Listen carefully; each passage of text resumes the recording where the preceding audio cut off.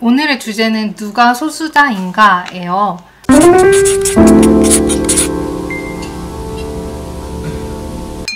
이 이야기를 제가 가져온 이유는 지난번에 혁명여대에 성소수자가 입학했던 그리고 입학이 취소됐던 사건에 대해서 어떻게 생각하시냐고 물음을 던져주셨잖아요. 여성이 소수자라는 것에 대한 사회에서의 반감들도 되게 큰 것 같아요. 그래서 사람들이 나도 그렇지만 소수자와 다수자, 마이너리티와 메이저리티에 대해서 잘 알고 있는 게 맞나? 그 개념들을? 이런 생각을 했기 때문에 이 주제를 한 번쯤은 얘기를 해볼 가치가 있다고 생각해서 데려왔습니다. 자, 여기에서 소수자가 누구라고 생각하세요? 여기에서 여자는 소수자일까요? 저는 여자는 소수자라고 생각해요. 여자는 소수자. 남자, 소수자냐? 상대적으로 남자는 여자에 비해서 소수자는 아니에요.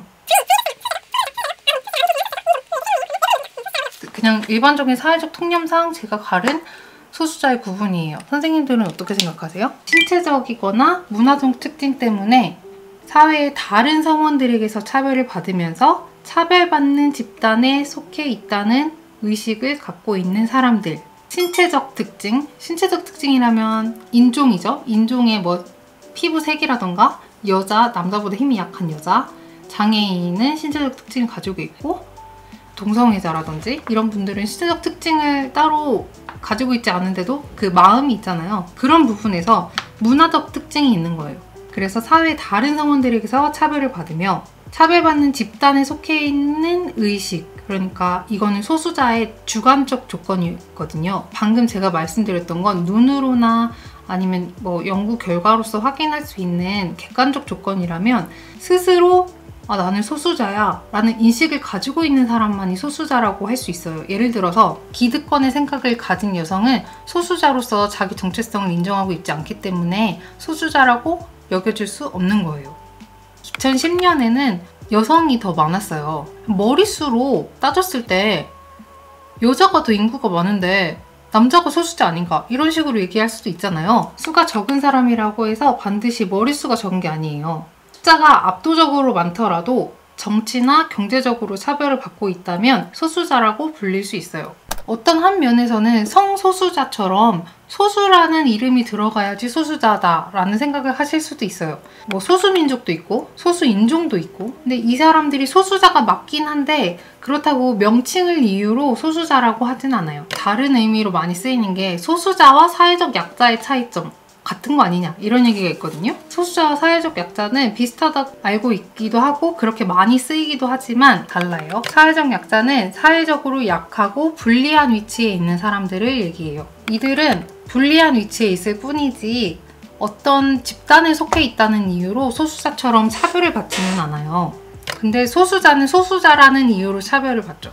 예를 들어서 가난한 사람은 사회적 약자라고 할 수 있어요. 백인 남성이 가난해요. 그러면 그 사람은 사회적 약자인 거지 소수자로 분류될 순 없어요. 그런데 흑인 남성이면서 가난한 사람은 사회적 약자이자 소수자라고 할 수 있어요. 부자 흑인도 소수자니까요. 왜냐면 흑인이라는 이유로 그 사람은 부자이든지 가난하든지 간에 사회적으로 어떤 한 사회에서 백인이 다수인 사회에서 차별을 받을 수 있잖아요. 소수자와 그러면 사회적 약자를 어떻게 구분할 수 있을까? 차별받는 이유가 일시적이지 않고 지속된다는 영구적임, 그리고 사회성은 일부만 갖는 성질, 특수성, 차별받고 있는 특성을 다른 장점으로 극복할 수 없다는 점에서 대체 불가능성, 그리고 집단에 속해 있다는 의식을 갖는 소속의식, 집단의식이 있으면 소수자라고 부를 수 있다. 그러면 이 소수자가 어떻게 생겼냐? 왜 사람들은 다수자와 소수자를 구분하게 되었나? 이걸 우리가 알아야 되잖아요. 그래야지 다음 논의로 이야기를 전개해 나갈 수 있죠. 근데 국민국가의 발생 자체에서 봉건제에서 소수들이 지배를 했잖아요. 소수의 인원이. 그런 것들을 끝내고 다수를 중심으로 이제 민주제가 형성되면서 국가의 주요 사안을 처리하게 됐죠. 근데 이 과정에서 근대 국민국가는 모든 기준을 편의성을 위해서 국가주의적으로 재편했어요. 합리적으로 국가 시스템을 구축하기 위해서 표준어를 만든다던가 도량형으로 법률이나 정치제도 이런 것들을 일괄적으로 단일 체계로 정비하고요. 사회 규범도 만들고요.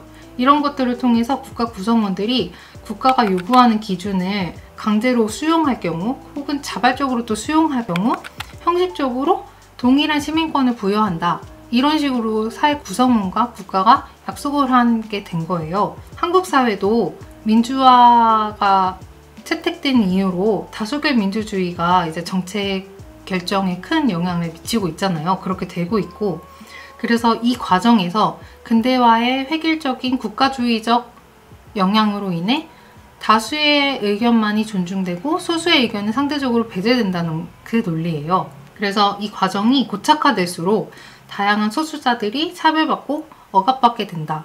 이런 관점인 것이죠. 그러면 아까 얘기했던 여자, 남자, 장애인, 성소수자, 아동청소년 이 사람들 중에 소수자가 누굴까요? 남자도 소수자가 될 수 있거든요. 미국 사회에 사는 한인 남성을 생각해보세요. 소수자예요. 근데 그 사람들이 자기를 소수자로 인정하지 않는단 말이죠. 어떤 사람들은 지배적인 사회 구성원들이 있고 어떤 사람들이 상대적으로 탄압받거나 소외당한다면 그 사람들을 소수자라고 얘기할 수 있겠죠. 소수자와 다수자의 개념이 사회가 어떻게 구성되느냐에 따라서 굉장히 다르게 전개되고 해석될 수 있다. 이 생각을 꼭 하셔야 된다는 말씀을 드리고 싶어요. 저는 앞으로 소수자 이야기를 할 기회가 또 있을 텐데, 저는 소수자 문제에 대해서 억압받는 소수자가 없는 사회란 다수자만 있는 사회를 의미하는 게 아니라 구성원 모두가 평등하고 동등한 권리를 갖는 인간으로서 대접받는 사회라는 기조를, 스탠스를 유지할 거예요. 그게 앞으로 소수자 운동이라든지 소수자를 생각할 때 반드시 고려되어야 하는 결론이다. 이런 식으로 제 얘기를 앞으로 해 나갈 건데요. 여기에 대해서도 선생님들이 소수자들에 대해서 가지시는 생각들이 어떤지도 댓글로 남겨주시면 좋겠습니다.